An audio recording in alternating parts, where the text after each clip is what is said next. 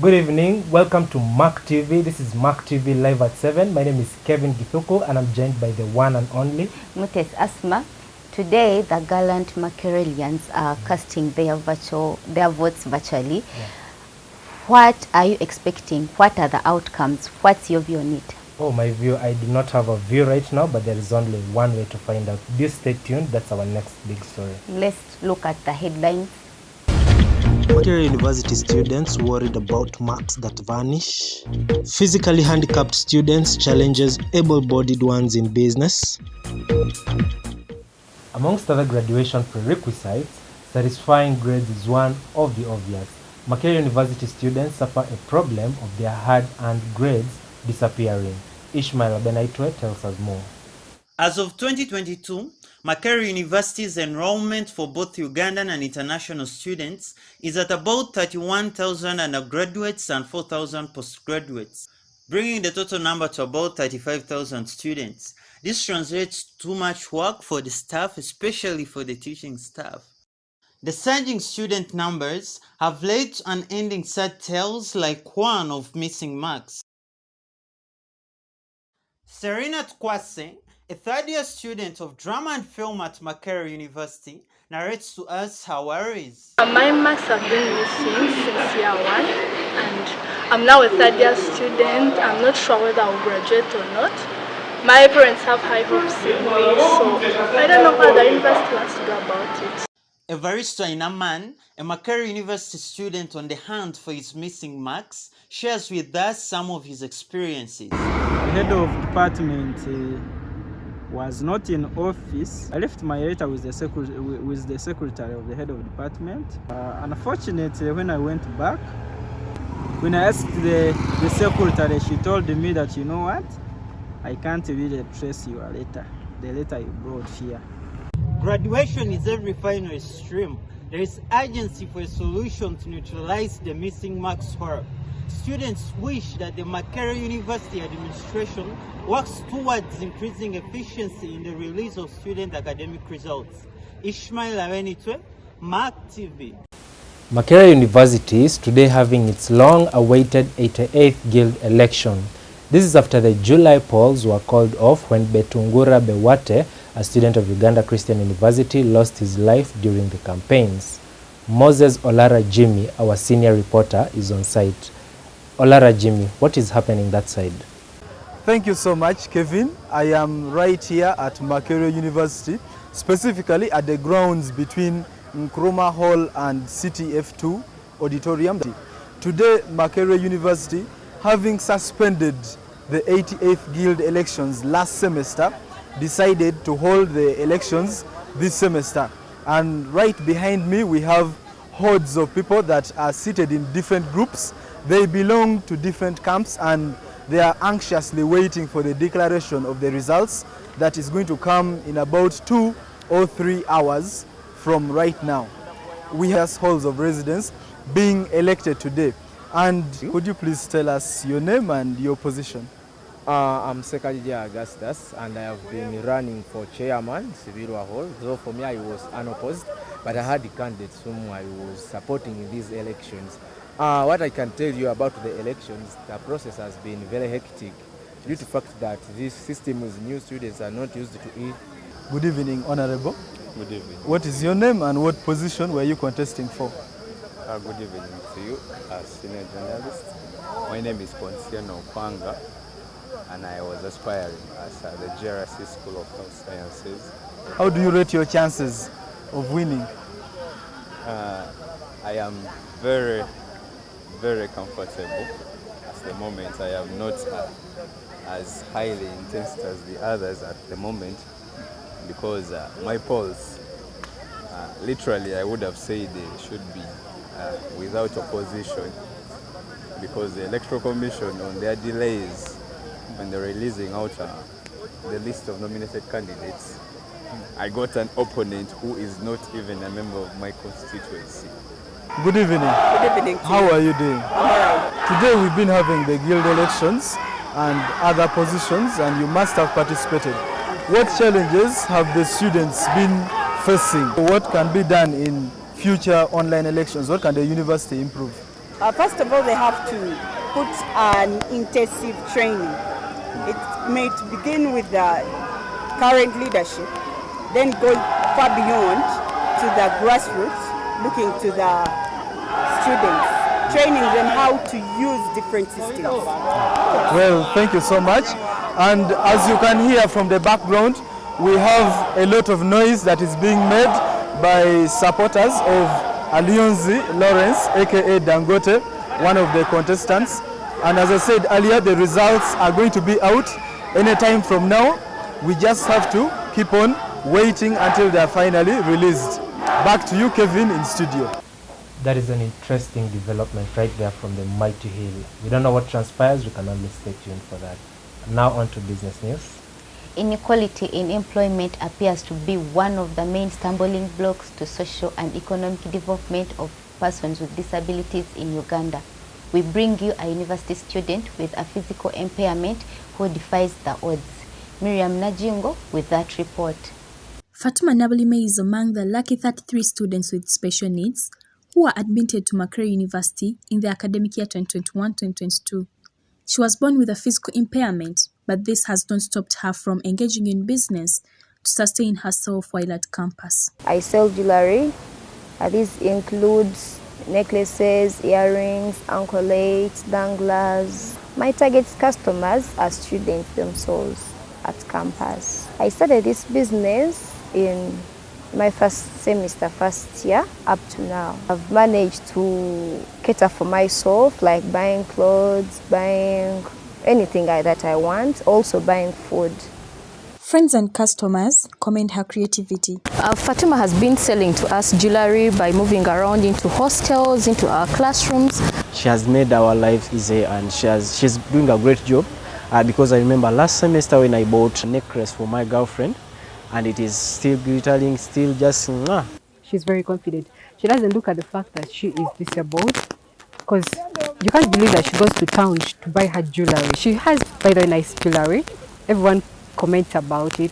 They're original. Just like any other business operator, Nabulime encounters a number of challenges. Lack of enough capital, the losses, and also while at campus, the structures or the buildings within the campus are not accessible. They don't have elevators, they don't have ramps. And also, since we know that at campus, it's kind of hilly, yet I have a manual wheelchair, I cannot access some places. Besides business, most of the Makerere University recently constructed buildings have ramps and elevators. However, the old ones remain inaccessible for students with disabilities. Miriam Najjingo, Mak TV. Do stay tuned, our dear viewer. After the break, we've got more coming up. Don't touch that remote. Welcome to the Mak Chatterbox. We bring you topics from Makerere University and the rest of the world. We talk about education, sports, politics, entertainment, religion, events, and many more. Tune in on Campus TV every Wednesday from 4 p.m. to 4:30 p.m. Welcome back from that commercial break, and on our next story tonight. Climate action has recently been top of the agenda of United Nations deliberation. Among the reasons is the fact that environment and performance of learners are interlinked. Kevin with the details. A green environment falling under Sustainable Development Goal 13, climate action by the United Nations, has been closely linked to enhanced learning abilities. The European Union adopted recommendations on learning for the green transition and sustainable development in June 2022, which are in line with the SDG. Among them was to create supportive learning environment for sustainability that span all activities and operations by educational institutions. Makerere University appears to keep up with the global demand, and I spoke to a few students to explain why they think a green environment matters to them as learners. We are entitled to clean environment so that we have positive thinking in whatever thing we are doing, and a clean environment also makes our mind fresh. On a weekend time, one should even read from outside because there's not much distraction because most people are off campus. While most appreciate the interplay between the environment and learning, others have a different opinion, especially on studying from outside their classrooms. Yeah, it's good reading from outside, but then first of all, the students are moving here and there are distractions. cars are moving. So you can easily you can just easily get off. Mukisan Sereko, an environmental psychologist, interlinks a green environment to positive neurocognitive effects on learners. There's a great relationship between the environment and the learner themselves. For example, if I may put it into perspective, think about a place, think about a learner who is starting in a place that has no green in it. Let me use green because nature is very influencing to a person like me and to many of us, especially when you're an African. Why? Green, it's a way, it helps us think, it helps us learn, it helps us evolve. That in such an environment, you're able to take your mind to a trip of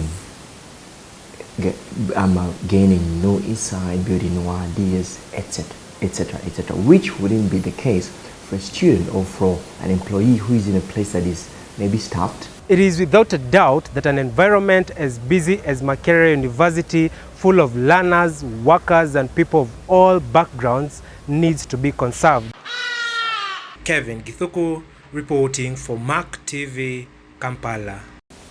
More than 3 decades since the first case of HIV/AIDS was reported in Uganda, the country is still struggling to eradicate it completely.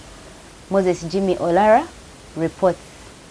On 1st December 2022, Uganda joined the rest of the world to commemorate the World AIDS Day under the theme Equalize. According to the Joint United Nations Program on HIV/AIDS, Uganda is home to approximately 1.5 million people living with HIV. Over the last few years, progress towards HIV goals in Uganda has waned, leaving millions of lives at risk. This has led to the recurring question, what isn't Uganda doing right in a bid to eradicate HIV?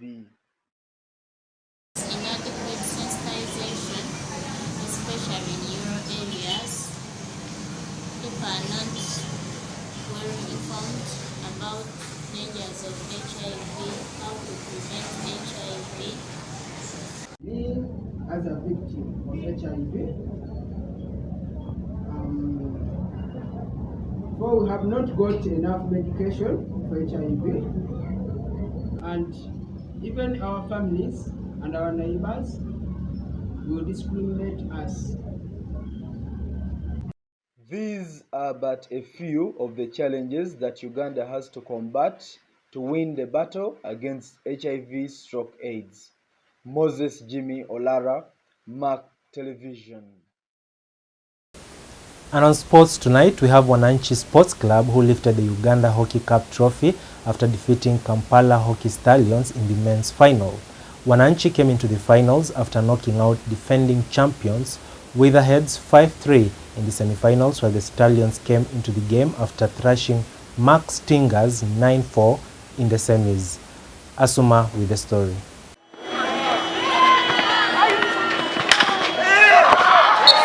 The Uganda Cup of the Uganda Hockey Association lived to its billing on 26 November 2022 as Wanai Sports Club comfortably cruised past Kampala Hockey Club Stallions in the men's final. Wanai won by 5 goals scored by Andrew Lubega, Emmanuel Baguma, Jerome Owol, Jackson Musinguzi, and Martin Oke.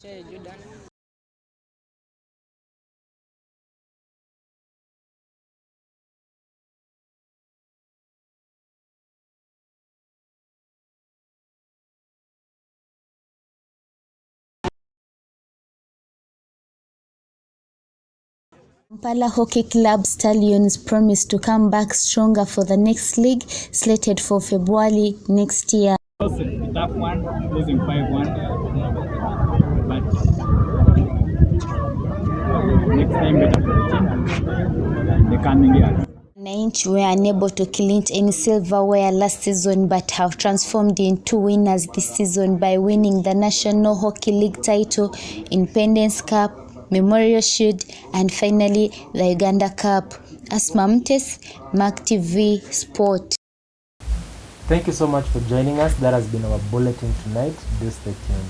Keep it Mak TV. Mak Chatterbox is our next program. Remember to follow us at Mak TV on Instagram, Twitter, and Facebook. Mutesi, Asumah. Kevin Githuku. Bye-bye.